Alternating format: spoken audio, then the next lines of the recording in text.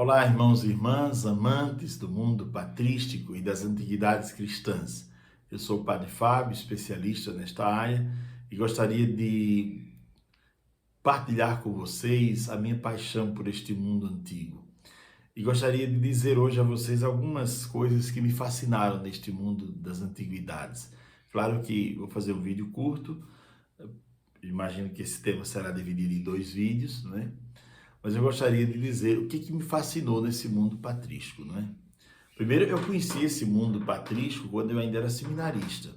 Eu conheci o professor Muhlenberg, é um holandês muito famoso, doutor em patrologia pelo Instituto Agostiniano, em Roma, um homem preparadíssimo e que falava da patrística de maneira muito empolgante, muito apaixonante.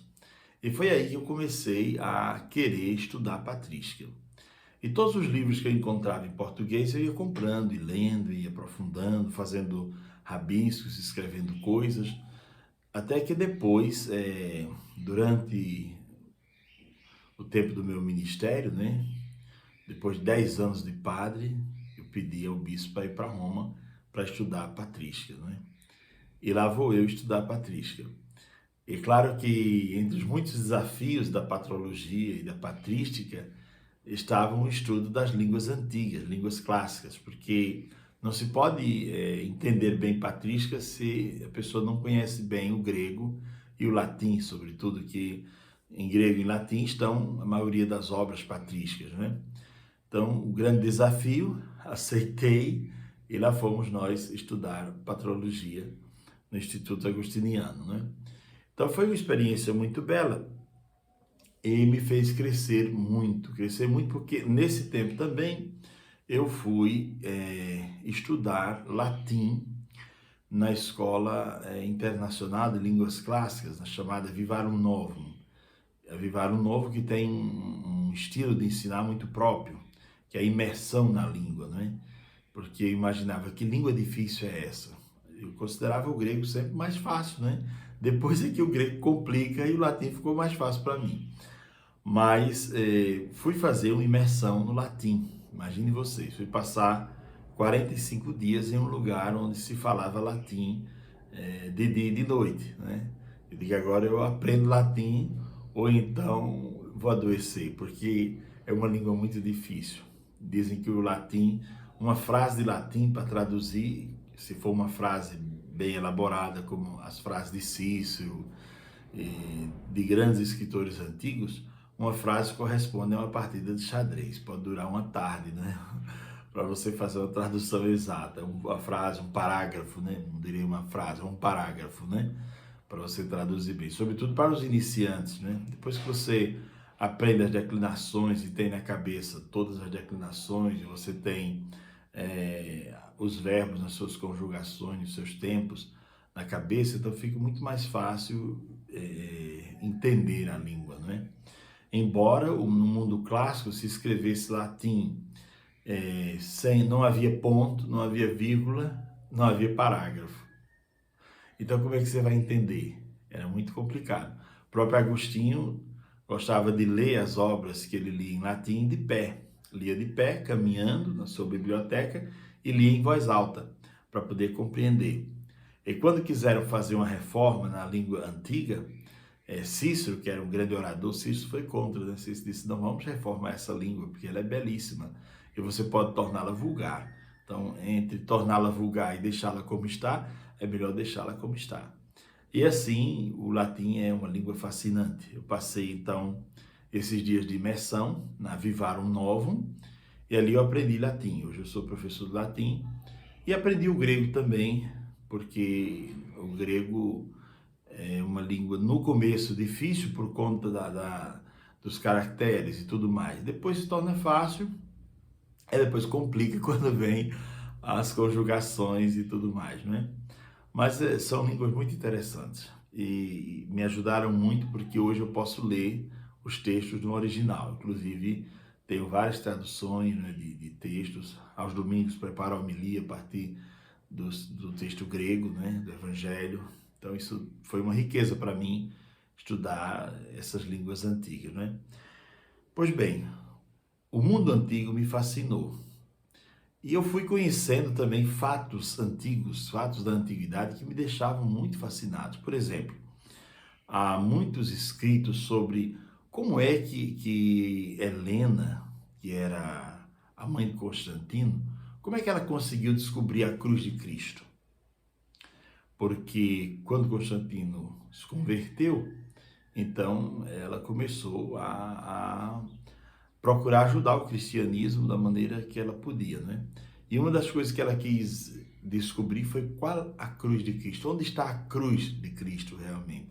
E qual foi o método que ela usou? É muito interessante as histórias que circulam sobre isso e os escritos sobre isso, né? Dizem que como os romanos crucificaram muita gente, crucificavam muita gente, então ela chamou, convocou pessoas doentes e de várias enfermidades, e essas pessoas iam tocando as várias cruzes que estavam ali, até que tocasse uma que realizasse o milagre, e aquela seria a cruz de Cristo, não é? Para restaurar a vista dos cegos, restaurar a saúde, restaurar a pessoa. Então teria que ser a cruz de Cristo. Fatos assim, né, nos chamam a atenção. Depois, o outro fato interessante é que, e que não está na Bíblia, é que o rei de Edessa, um reinozinho pequeno, mandou uma carta para Cristo. Teria mandado uma carta para Cristo porque ele teria sido acometido de uma grave lepra, que era uma doença incurável, né, na época. Então, mandou uma carta para Cristo dizendo: eu estou acometido de lepra, eu gostaria muito que o Senhor viesse me visitar e me concedesse a cura dessa doença. E Cristo respondeu a carta. Cristo teria dito: olha, eu estou no meio de uma missão, mas em breve vou enviar um apóstolo meu que vai aí para realizar a oração, vai rezar sobre o Senhor para o Senhor ficar curado. E conta a história que Edessa foi o primeiro reino, de fato, antes de Roma, foi o primeiro reino a tornar-se cristão, porque o rei, quando se viu curado da lepra, ele ficou muito grato, tornou-se cristão e o reino todo tornou-se cristão. E são histórias belíssimas. Uma história bela como aquela do rei Heráclito, que ao resgatar a cruz que tinha sido raptada, não é? Ao resgatar a cruz, ele trouxe, colocou no lugar digno e foi fazer um momento de veneração da cruz. E a história conta que ele não conseguia tirar os pés do chão. Por que não conseguia tirar os pés do chão? Não conseguia ir até a cruz. E aí uma das pessoas que estavam lá disse: Heráclito, o que acontece é que você está se aproximando da cruz de um Deus que morreu por amor a todos nós, na simplicidade. Veja que ele está seminu na cruz e você está cheio de púrpuras e de roupas muito elegantes. Tire um pouco dessas vestes, tira essa coroa de ouro, tira essa púrpura, tira a sandália dos pés. E quando Heráclito fez isso, ele conseguiu caminhar. Quer dizer, ele tinha ficado como que parado ali, sem conseguir chegar até a cruz. São histórias como essas, histórias também dos santos padres, né? Tem uma história bonita de Ambrósio, que Ambrósio teria... Alguém perguntava, por que esse homem é tão eloquente? E os pais dele contavam uma história. Dizia que quando ele era pequeno, menininho, deitado no berço, né? Tinha vindo um enxame de abelhas, e aquele enxame de abelhas, sem ferir aquela criança, teria ficado nessa região da boca, né? E aí o pai disse: esse menino, quando crescer, terá palavras que serão doces como mel para alimentar aqueles que o procurarem. Esse menino terá o dom da palavra, terá o dom da oratória.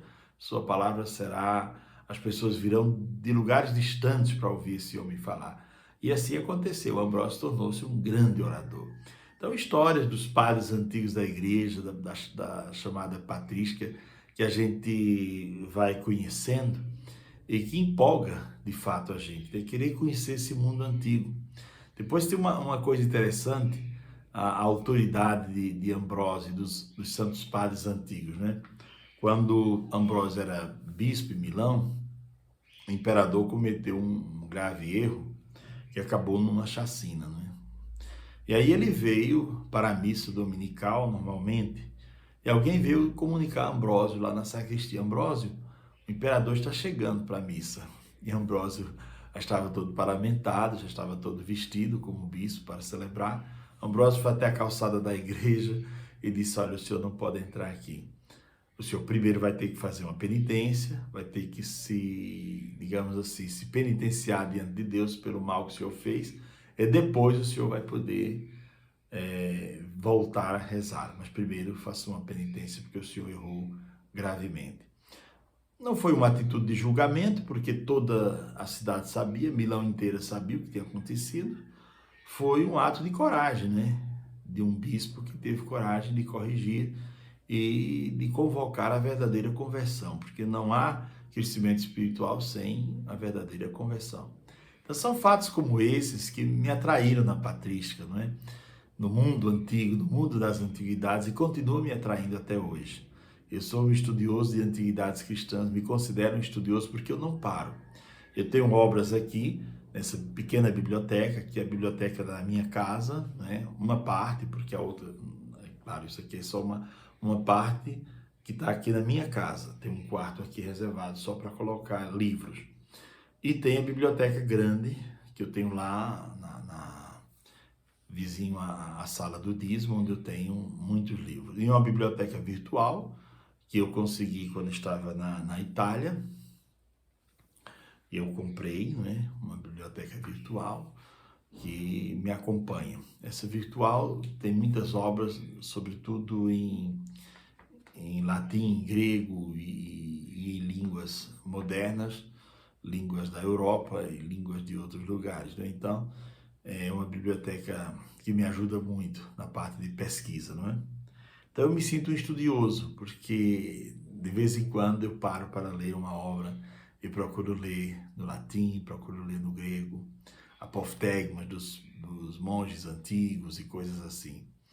É belo esse mundo e eu espero que a gente possa caminhar junto nessa, digamos assim, no mergulho das antiguidades cristãs, nós possamos juntos viver momentos interessantes. Há muitas coisas que eu cito aqui que não estão na Bíblia, claro, porque faz parte do mundo de livros antigos escritos. Alguns apócrifos, outros escritos em outras situações, não são livros litúrgicos, né? Mas são livros das antiguidades cristãs. O Papa Bento fez questão de valorizar muito a obra apócrifa, não é? Porque de alguma maneira serve como informação para a gente saber um pouco como as pessoas pensavam naquela época, mesmo que aquele livro não tenha sido considerado sagrado ou não tenha sido considerado livro apto para usar na liturgia. Então, a literatura traduzida em português é escassa, mas vale a pena a gente querer estudar a patrística, né? Então, eu vou fazer um segundo vídeo sobre amor à patrística, amor aos santos padres e amor às antiguidades cristãs. Eu quis fazer esse vídeo introdutório e vou fazer um segundo mostrando as razões pelas quais eu me apaixonei por este mundo das antiguidades cristãs. Eu nomeei aqui, aliás, listei 10 razões pelas quais eu me apaixonei por esse mundo da patrística. E nesse vídeo de hoje eu fiz apenas a introdução e contei um pouco daquilo que eu vivi em Roma, não é? A aprendizagem das línguas antigas, a graça de frequentar bibliotecas enormes com esse tema, não é? A graça de conhecer grandes patrólogos como Simonetti e como outros que são estudiosos de patrística que passaram a vida inteira estudando, né? Homens de uma cultura realmente muito grande. Conhecer pessoas que trabalhavam, né, na Biblioteca Vaticana com línguas antigas, traduzindo, cuidando de todo digamos assim, esse mundo de antiguidades. As aulas com estas pessoas também me fascinaram muito. Então foi um contato realmente que me marcou muito. E por fim, uma última coisa para dizer nesse vídeo. Quando eu fiz o curso de latim, e também quando estava fazendo o curso de patrística, eu tive a oportunidade de ir até a conhecer muitas ruínas, porque ali tinha um curso interno, tanto no curso de latim quanto no curso de patrística, nós tínhamos muitas aulas de arqueologia. E aí nós fomos a ambientes antigos, e como é interessante conhecer um pouco da arqueologia antiga, porque os ambientes revelam muito sobre as pessoas, muito sobre os costumes, muito sobre as culturas. E é fascinante, né? Um lugar, por exemplo, como Pompeia, não é? Um lugar belíssimo, ali você aprende muita coisa sobre a vida dos antigos romanos, né? E os próprios ambientes de Roma, né? Muitas ruínas que existem ali, casas de imperadores e lugares interessantes, casas onde os imperadores tiravam férias, né? Ali é um mundo de coisas, um mundo de coisas que eu quero dividir, quero partilhar com vocês nesses vídeos, aquilo que for possível. Nós vamos partilhar sempre com vídeos mais ou menos do tamanho desse, curtos, em que a gente possa... Eu quero muito mais ajudar as pessoas a se apaixonarem pela patrística. Não é que a gente vai em pouco tempo ter acesso a um universo tão grande, mas vamos cumprir a tarefa, ao menos, de apaixonar as pessoas pelas antiguidades cristãs. Um forte abraço e até o próximo vídeo, no qual nós vamos continuar esse tema, o tema das razões pelas quais eu me apaixonei pela patrística, razões que de fato podem fazer também você se apaixonar pelo mundo da patrística e das antiguidades cristãs. Um grande abraço, Deus nos abençoe a todos. Paz e bem.